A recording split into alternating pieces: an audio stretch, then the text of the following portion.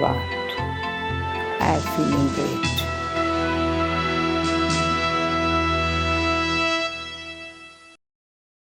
Hello my dear friends, welcome back to Godlywood studio and welcome back to Light of Knowledge.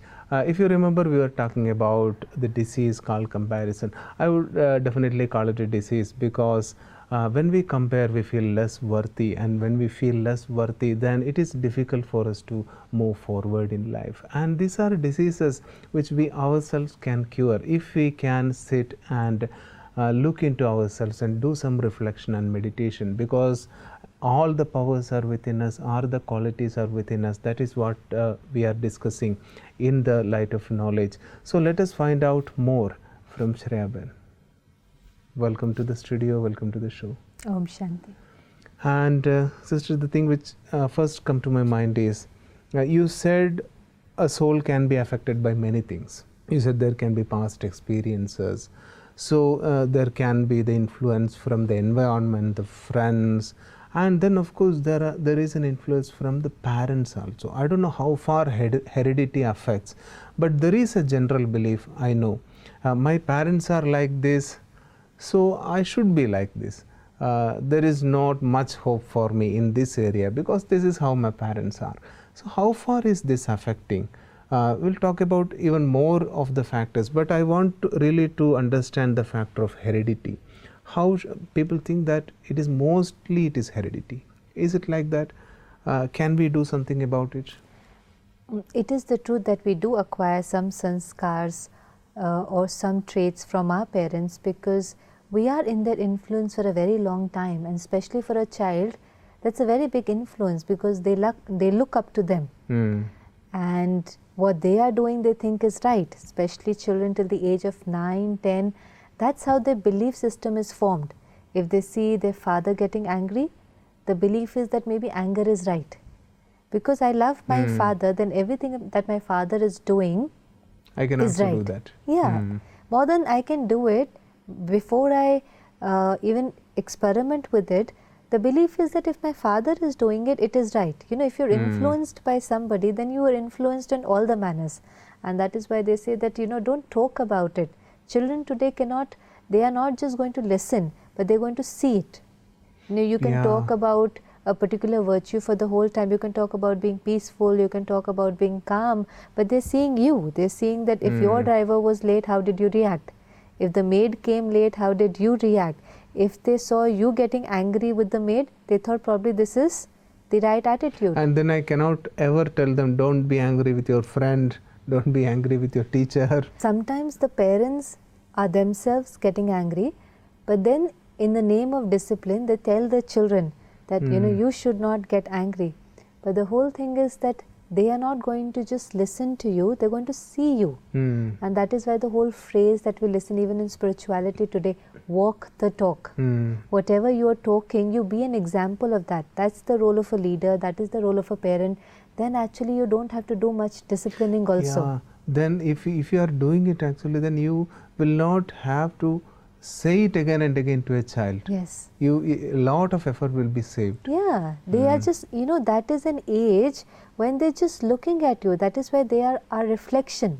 They are just simply following us initially. Okay, so all of us out there who are having a very hard time with disciplining their children are actually proclaiming to the world that I am not doing anything, which I am saying.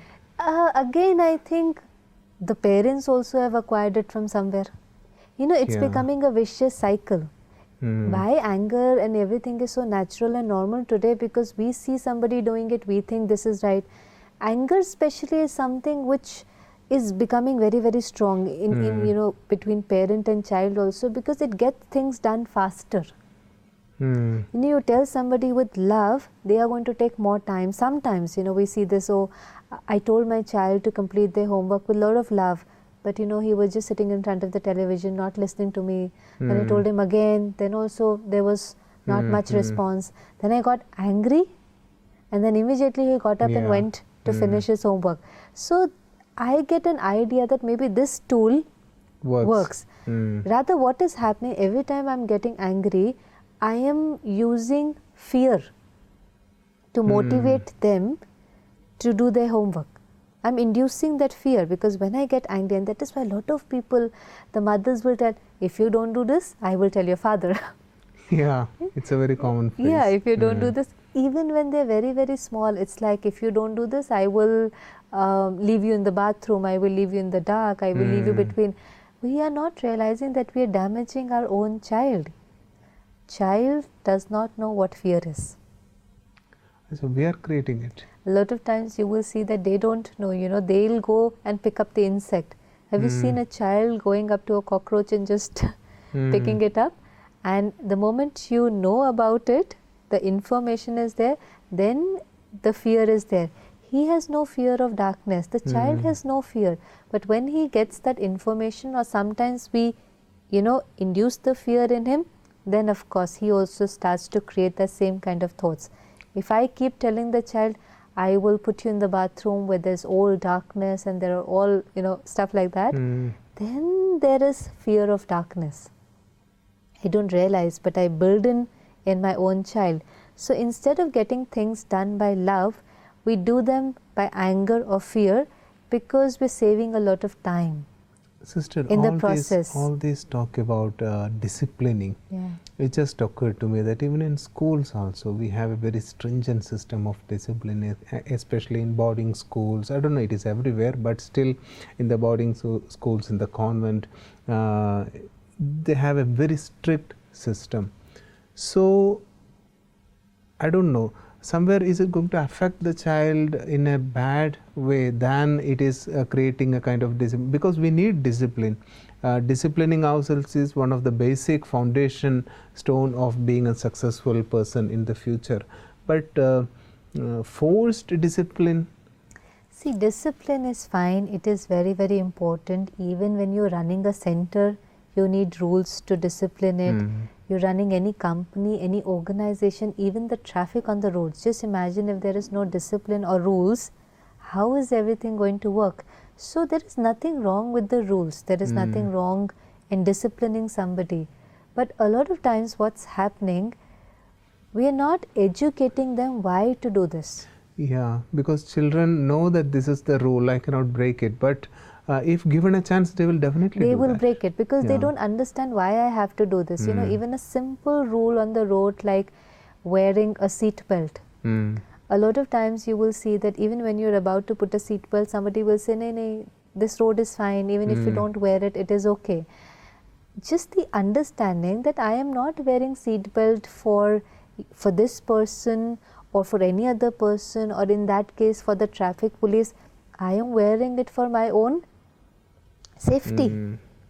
When it hits me hard that I am doing this for my own protection, then I don't want anybody to again and again remind me, and it doesn't matter if somebody is looking at me or not looking at me. I'm going to follow it willingly, and that is with all the rules. All the rules that I understand, and I also understand that they are for my protection. A lot of rules are not made for the protection of school or for the protection of the company. Actually, the very deep reason any rule is made, that it protects me. It protects the environment. It protects that unity between us.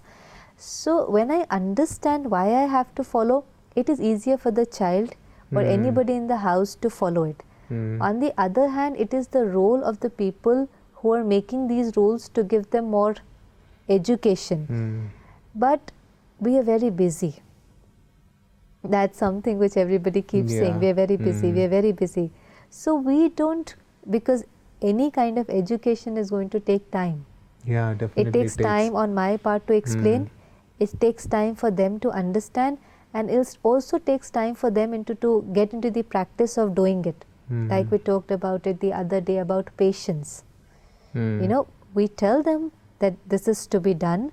They accept also. I will make an effort to do it, but still it is a long way. It's a long journey, and I need to have patience. Now, we don't do this exercise. We use the method of anger, fear, and in front of our eyes we see the things getting done. And one more thing, it just hit me when you were talking about addiction. Today I got angry, and even I need to increase the dose of anger the next time. So this is also an addiction. Yeah, because they after a while are not going to get affected by Yeah. it. They get used to it in a way. We get used to it in the sense the first time somebody gets angry, I was not ready, so it hits me hard and it has an effect on me. But then after a while, I know that you are somebody who gets easily angry. Then I know how to shut myself. You know, the whole thing that I can listen from this ear and it goes out from the other ear. I can just totally be not there, be there and not there. We all know how to do this. I'm reminded of this father. He was very proud of himself that when he gets angry, the children will be silent and they will go and study. And then he saw one day his two children, daughter and his son, they were enacting a kind of drama where the son was the father and he was mimicking his anger, and they were having a lot of fun, and it was such a shock to the father. And he thought, this is how they look at my... Yeah, these things do happen. You know, the way to find out if I'm really, you know, the methods that I'm using are right or not right, one thing is my relationships will be very good. One of the proof that the methods that I am using are right is the relationship with my near and dear ones, with the people at the workplace will be very good. If I am using a lot of negative energy, then those relationships will be very strained. And the second is also that when I create a rule, then it will be followed whether I am there or not there. A lot of times you will see that people are not ready to leave their workplace because they think if I am going to sit there, they are going to work. Yeah, that's right. That's right. If They only do it in my presence. Yeah, because they're doing it, you know, they're not really genuinely doing it out of love. So what is it that makes people do whatever they need to do even in my absence? How should I impress them? What kind of instruction should I give them? It is not like I am going to impress them. It is like whatever we decide, they understand why they are doing it and they are comfortable with it. You know, we need to also look at their comfort, not just my comfort, because the people I am working with will also have their capacity. You know, it's not going to be same capacity for everyone. I also need to take care of their needs, their desires, their problems, their challenges, and I need to kind of, you know, set the schedule or whatever it is, whatever rule or discipline we are following. It is in the mutual understanding. When it's mutually agreed, then even if I'm not there, it will be followed. But if I only decide everything for them, then they may not be comfortable with it, yet they may continue to do it because it's a very challenging life and I don't really have an option to leave this job and go take another job. So it's all about the right communication maybe. Yes, right communication, but I would say even before communication, relationships. Sometimes I have also seen that you may communicate, you know, in the best manner, and a lot of people will say, I told you 10 times to do this. Didn't you get it? So, do you really think they didn't get it? So it is the proper relationship was not there. Yeah, and sometimes when the relationship is very good, you don't even have to communicate once. They understand you so well at times. When you have such a good relationship, you're not there, things are just happening because they know what to do. It takes time to build a relationship. It's worth using that time and spending energy in that direction, because that time, now you put in that time and then you will not need to spend a lot of time on later on in the journey. But if you don't spend much time on the relationship, then a lot of time gets wasted in communicating, do this, do that, because it's strained relationship. And when it's a strained relationship, I want to do opposite of what you're asking me to do. I think that's right. Many people are, I know these situations do happen in our life when I find that the other person is actually doing against what I have told. And I think, but still I feel... I remember that somebody was sharing a story with me yesterday, and they were saying that because we're in the studio, so somebody was sharing that couple of months back they had a very good relationship with somebody, so they stayed up the night and built the set for them, and it's not their job, but they did everything from the scratch till the end. They hammered and they took care of everything, and then in the process something might have happened and the relationship was not so good. And so this person, when they approached the same person again to do the same job, which was now even easier for him, he asked him that, I don't think this is my job and you can get it done from the maintenance department. And this person could not take it and he couldn't understand because he had communicated him 10 times. So it's really not about just the communication. It's a lot to do with the relationship. When the relationship is very good, they will stay up the night for you and do it. They will do it for you. And they're not doing it for money. They are doing it because they have received something so unconditional from you that they want to offer back. It's just the exchange of energy. Then people don't look at time. People don't look at money.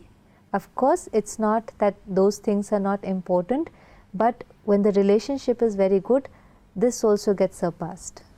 That was beautiful, sister. I think the whole energy should be there on how to build relationships. Before coming back to the topic which we started, I still have something in my mind regarding the heredity factor. That is where we started, I think. And regarding that, what if the parents, they don't, the child feels that the parent doesn't have much to offer in terms of good values, in terms of society status, in terms of anything, financial condition, and can he or she dream about being the best of person who can offer something to the society? And do we have examples like that?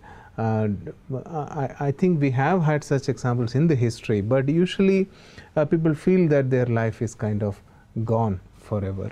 I think definitely, because see, we cannot do about things that are not in our control. I don't want to blame the parents because every parent has the purest of the intention, but still if you feel that you didn't get that kind of upbringing and there was more scope for you, then as we grow up and our intellect is more refined, there is a lot of people that we can take inspiration from. And more than taking inspiration from others, I also know what is right and wrong. So the other kind of sanskars that a lot of people develop is out of willpower. A lot of sanskars which are not there in me from the birth, maybe not till the age of 20, 30, but I realized today that this is right and I need to create this sanskar, create this trait. Then there is something called willpower we all have. One of the original sanskar is the power.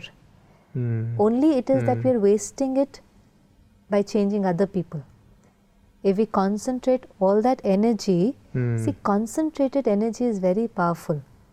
Just like the sun, the energy of the sun, when it's concentrated on the magnifying glass, the paper gets burnt. The same way, if I concentrate all that energy that I have, all that power that I have on a particular trait, I can change it and I can also develop a new sanskar.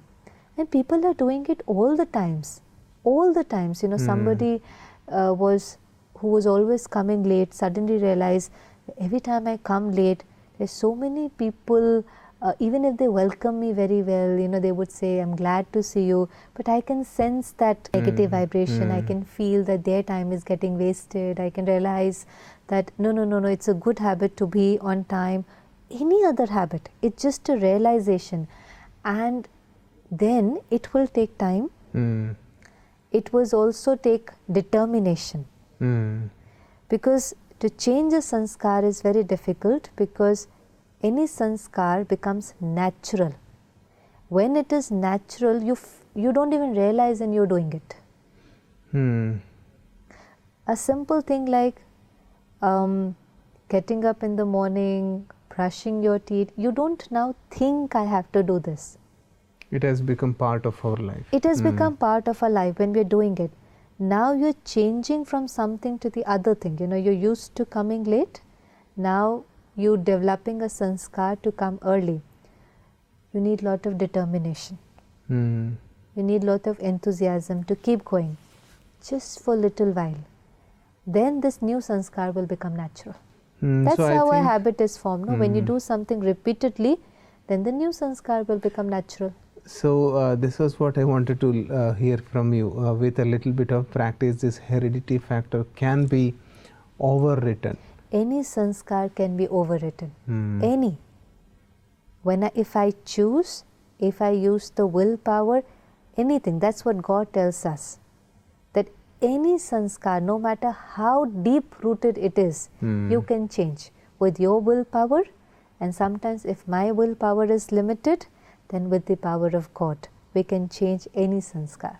Thanks a lot, sister. That was really a beautiful thing, because I know there are people who are caught up in this heredity thing, because we use a lot of terms like blood relationship. It is in my blood because I acquired it from my parents, so there is no chance that I can override this thing. But if we can do it with determination, then definitely we should think very seriously about this. Can we have a small meditation? Just for a minute. Sit comfortably. This is the special time when I have an appointment with myself. This is the moment to go within and reflect. Reflect on those sanskars which are deep rooted, which I think I can't change, but at the same time are making me very uncomfortable.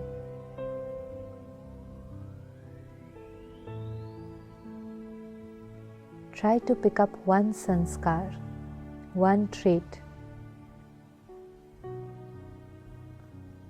that is creating a lot of peacelessness in me.